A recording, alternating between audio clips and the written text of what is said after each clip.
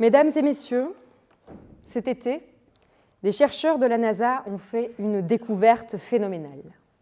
Il y a de l'eau liquide en grande quantité sur la planète Mars. De l'eau sur Mars. L'un des rêves les plus fous de l'humanité est sur le point de se réaliser. Qui dit eau dit la vie, et qui dit la vie dit des êtres vivants. Si je devais demander qui parmi vous souhaiterait entrer en contact avec des extraterrestres, je suis certaine que beaucoup lèveraient la main. Et même si certains auraient peur, ils seraient certainement curieux quand même de découvrir ce qui se cache derrière cette nouvelle forme de vie. Pourquoi ? Parce que nous chérissons tous la vie. Et parce que nous savons tous, de façon très instinctive, nul besoin de longues explications scientifiques, il suffit de regarder notre quotidien. Nous savons tous que sans eau, il ne peut y avoir de vie. Serge Duteuil-Graziani partageait cette évidence. L'État français lui a explosé le crâne.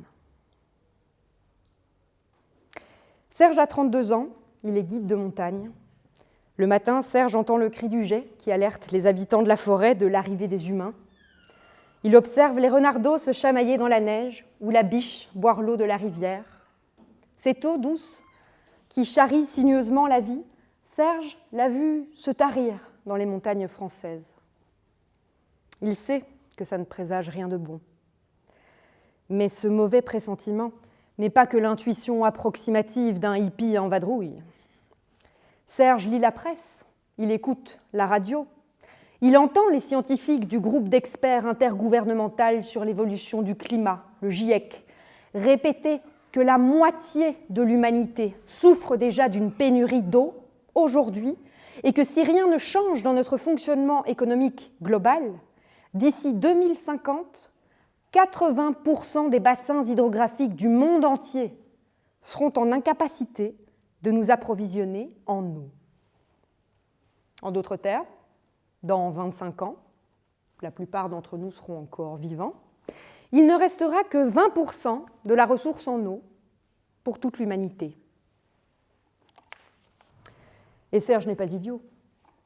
Si à ce jour, il jouit du privilège temporaire de se situer du côté de l'hémisphère qui pollue le plus mais souffre le moins, Serge a conscience que ce rapport de force va se durcir avec la raréfaction de la ressource en eau. Quand lui aura soif, qui disposera des bouteilles ? Alors quand Serge apprend que son pays, la France, plutôt que de ralentir face à cet apocalypse annoncé, a décidé d'accélérer le désastre en allant pomper les rares réserves d'eau disponibles dans la nappe phréatique, afin de la réquisitionner dans une bassine géante comme 300 piscines olympiques pour la réserver à l'agriculture intensive, massivement destinée à de l'exportation, Serge se dit qu'il doit agir. Pour lui, pour la nature, pour nous tous. Les associations Bassines Non Merci, les Soulèvements de la Terre et la Confédération paysanne ont lancé un appel à la mobilisation. Hommes, femmes, agriculteurs, étudiants, travailleurs, chômeurs, élus, ils sont 25 000 à se rassembler le 25 mars 2023 près de Sainte-Soline, dans les Deux-Sèvres, pour une action symbolique. Occuper, pendant quelques heures, l'immense cratère boueux devant accueillir la future méga-bassine. Cette manifestation fait suite à de nombreuses demandes adressées par les associations au pouvoir public, réclamant en vain la tenue d'un moratoire sur l'usage et la répartition de la ressource en eau. Leur message est clair, l'eau n'est pas inépuisable. Le modèle agro-industriel est le plus dépendant aux énergies fossiles, le plus consommateur en eau et en pesticides, le plus polluant. C'est lui qui nous conduit droit dans le mur. Et ces exploitants sont certes les plus riches, mais ne représentent qu'une infime proportion parmi les agriculteurs. L'eau souterraine doit demeurer un bien commun, à l'usage de tous, comme l'air qu'on respire. Elle ne peut être confisquée au bénéfice des plus puissants. En direction de Sainte-Soline, 3 cortèges démarrent à pied, nommés d'après les grands totems de bois que les manifestants portent sur leurs épaules. La loutre jaune, l'outarde rose et l'anguille bleue. Serge est parmi eux. Des hélicoptères survolent la zone. Notre guide de montagne connaît les terribles répressions qui ont frappé les manifestants d'outre-mer, les quartiers populaires, les gilets jaunes. Mais il n'imagine pas l'explosion qui va s'abattre sur lui. Le premier cortège fait une pause à 1 kilomètre du chantier. Les manifestants sont assis, mangent une collation. Au loin, une étudiante distingue des gendarmes sur des quads. C'est ce moment de pause que choisissent les gendarmes pour tirer les premières grenades lacrymogènes sur les manifestants, sans sommation préalable. Le temps que les 2 autres cortèges les rejoignent, nos premiers manifestants sont déjà asphyxiés, elles ont les yeux qui brûlent dans cet épais brouillard qui les désoriente. L'étudiante qui avait repéré les quads est à terre. Une grenade lui a explosé dans la gorge. Elle n'a plus de dents. Sa mâchoire est brisée. Serge continue péniblement d'avancer vers la mégabassine. Une chaîne humaine se forme. Certains s'adressent directement aux gendarmes. « Venez discuter, ça ne sert à rien de tirer !» Grenades lacrymogènes, de désencerclement, assourdissantes, lanceurs de balles de défense.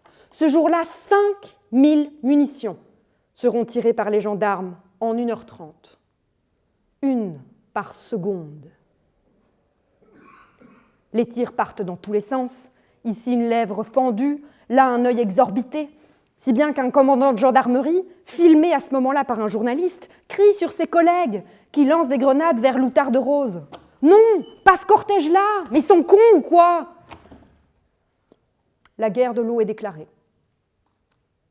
Quelques colonnes de Black Bloc se détachent des cortèges de manifestants et se dirigent vers les 3000 gendarmes en surchauffe qui protègent le cratère. Ils lancent des pierres, parfois des cocktails Molotov qui incendient les fourgons. Serge n'est pas en première ligne. Il est perdu dans ce champ de bataille agricole. Un bruit assourdissant retentit derrière lui, accompagné d'une fulgurante douleur à la tête. Serge a été la cible d'un tir tendu de grenades lacrymogènes. Une bonbonne de 330 grammes, propulsée par un gendarme à l'aide d'un lanceur, non pas en l'air, mais droit dans sa direction, lui fracasse le crâne. Serge est pris en charge par des médecins bénévoles. Son pronostic vital est engagé. Une chaîne d'élus, munis de leurs écharpes tricolores, va se former autour de ces blessés qui ont été mis à l'écart des affrontements, dans l'attente des secours, qui ne viennent pas. Alors l'impensable survient. Des gendarmes surgissent sur leurs quads, non pas du côté de la mégabassine, mais à rebours, par derrière, et tirent des grenades sur la chaîne d'élus et sur les blessés couchés au sol. Un médecin d'un village voisin, informé que depuis 30 minutes les affrontements ont cessé, rappelle les pompiers comme ses collègues pour qu'ils aillent chercher Serge. Les secours répondent. On n'a pas l'autorisation d'intervenir sur place.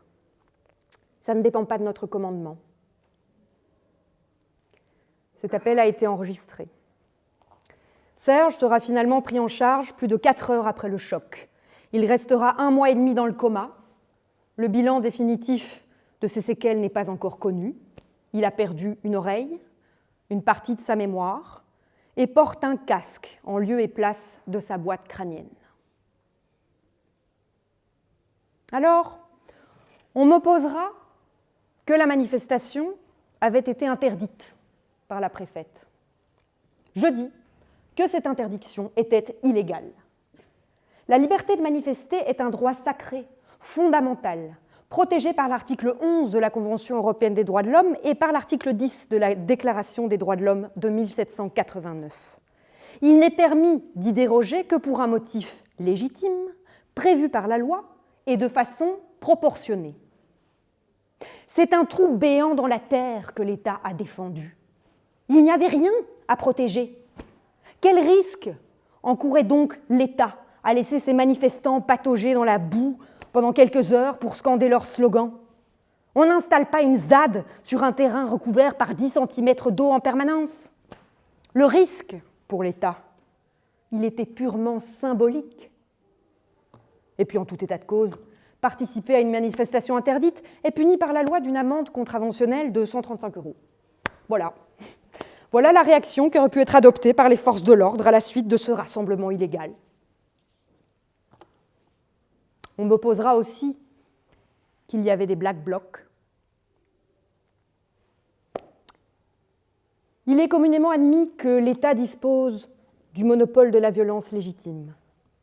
Mais je citerai Elder Camara, qui disait « Il y a 3 sortes de violence. La première, mère de toutes les autres, est la violence institutionnelle, celle qui légalise et perpétue les dominations, les oppressions et les exploitations, celle qui écrase et lamine des millions d'hommes dans ses rouages silencieux et bien huilés. La seconde est la violence révolutionnaire, qui naît de la volonté d'abolir la première. La troisième est la violence répressive, qui a pour objet d'étouffer la seconde en se faisant l'auxiliaire et la complice de la première violence, celle qui engendre toutes les autres.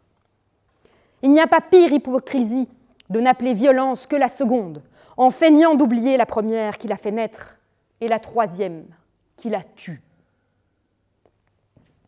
Et puis, pour faire advenir la Révolution française,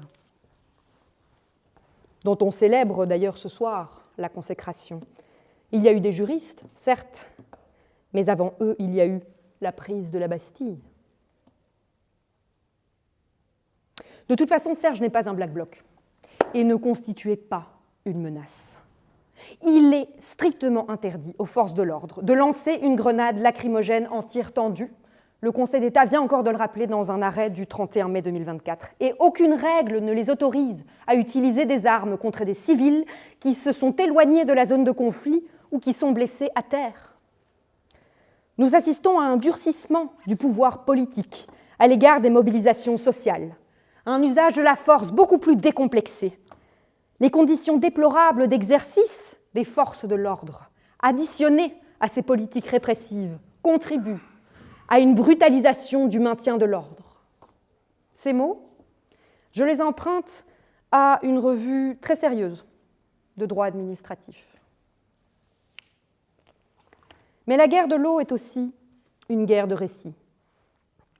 La veille du rassemblement à Sainte-Soline, le ministre de l'Intérieur, Gérald Darmanin, livrait sa prophétie. « Nous verrons des images extrêmement dures. Il y aura une très grande mobilisation de l'extrême gauche et de ceux qui veulent s'en prendre aux gendarmes, et peut-être tuer des gendarmes et tuer les institutions. » Coût de l'opération de maintien de l'ordre à Sainte-Soline ? 5 millions d'euros. Immédiatement après la manifestation, la préfète annonce aux médias que tout a été fait pour venir au secours des blessés. C'est insupportable d'entendre que l'arrivée des secours aurait été bloquée sciemment. Gérald Darmanin affirme, lui, carrément, que les gendarmes n'ont pas utilisé de lacrymogène contre les individus blessés qui étaient en retrait. Il y avait des familles, des élus dans ces cortèges. Les gendarmes ont fait honneur à la République ce week-end. Le groupement de gendarmerie mobilisé à Sainte-Soline a été récompensé. Certains ont reçu des médailles d'or de la Défense nationale, d'autres ont été promus chevaliers de l'Ordre national du mérite. Serge n'a plus le regard vif qu'il arborait en sillonnant les montagnes. Mais sa conscience est intacte. Il nous dit aujourd'hui, la lutte est dangereuse, mais ne pas lutter est encore plus dangereux. Tout le monde n'a pas une conscience écologique aussi aiguë que Serge. Du moins, nous ne la mettons pas en action. Moi, je suis comme vous. J'oscille entre une éco-anxiété légitime face à l'essor destructeur du capitalisme et puis de nombreux moments de relâchement. Moi aussi, J'ai fait partie des millions d'entrées au box-office pour aller voir Avatar, où des Amérindiens au visage bleu font pareil que Serge pour protéger la nature. Et puis je suis rentrée chez moi. Je crois que ce qui nous distingue de Serge, ce ne sont pas les opinions politiques, c'est le courage.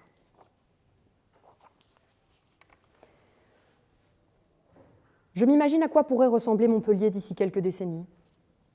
Il fait 50 degrés.